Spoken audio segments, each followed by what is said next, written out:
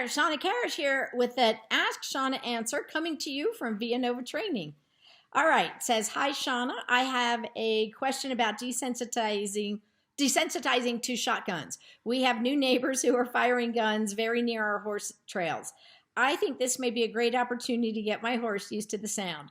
I'm not sure if I should use the sound of a gunfire as a bridge instead of the clicker and feed whenever he hears the shot, or if I should do some targeting exercises within earshot and not concentrate on the gunfire, but rather have him focus on the exercise with gunfire in the background.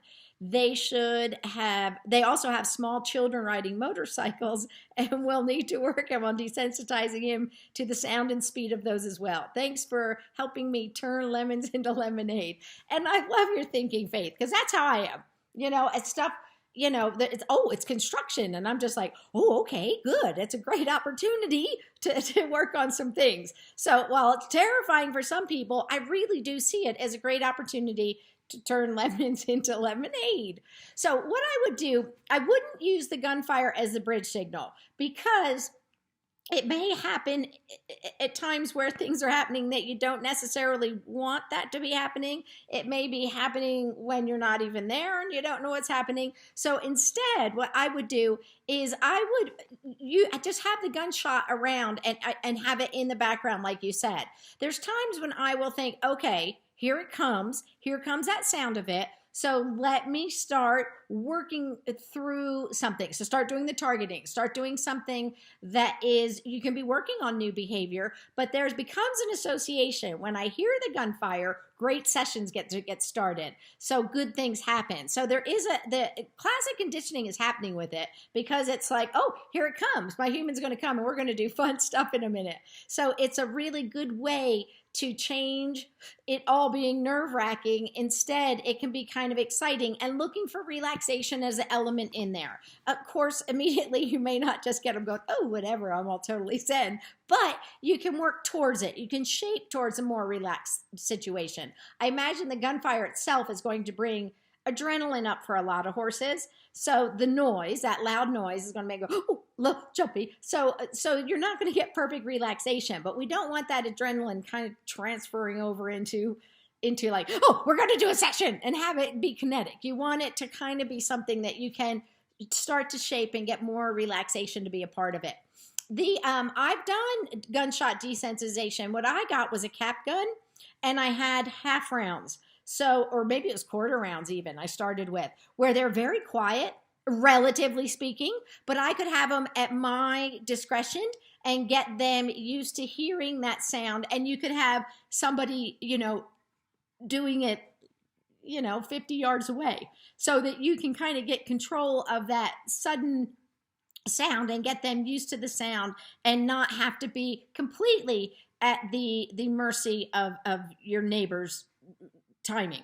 But the shotgun is way different, way louder than these little quarter rounds and then half rounds. But you can build up a little bit and get the concept with the sound of these loud, sudden things that are happening. So I really do love and appreciate your thinking. And I can picture you out on the trail there. So I know, what of which you speak out there. But I think it is a great way to really help your horse to become more comfortable and more confident in strange, unusual, new situations. And that's something we should always be working on, always. They're not cars where we just go, you're fixed. It is something that we're every time we interact with them, we're training them or untraining, we're training them to do something. And so I think making the most of it is really important. And the same thing, and what we're talking about here between the gunshots or the motorbikes is it's systematic desensitization and counter conditioning. So most often these things are going to be more aversive than pleasant. So the counter conditioning is coming in because we want to change that emotional association.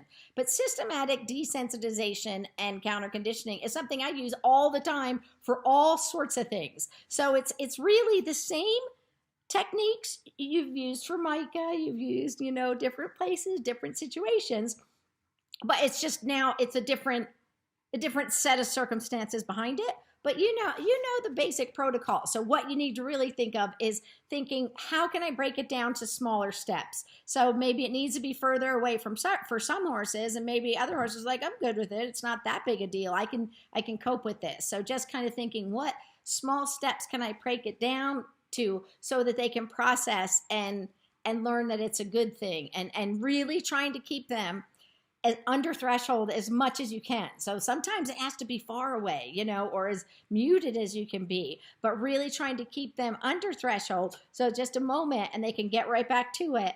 And then you can increase the intensity of that stimulus as they're showing you that they're comfortable with it. So I would love updates, Faith, on how you're doing with this and how it goes. So good for you for keeping happy, positive focus on moving forward. All right, that's it for now. If you have more questions, you know where to get a hold of me, and I do expect a little email or something for you, so I know how you're doing. But you know where to get a hold of me. You can go to shawnakarrasch.com, vianovatraining.com, and on there, for those of you who don't know, there is a tab that says Ask Shawna, and there's a form, and you can submit your questions there. And I look forward to hearing more questions from you guys. All right, thanks a lot, and good luck to you, Faith. Okay, bye.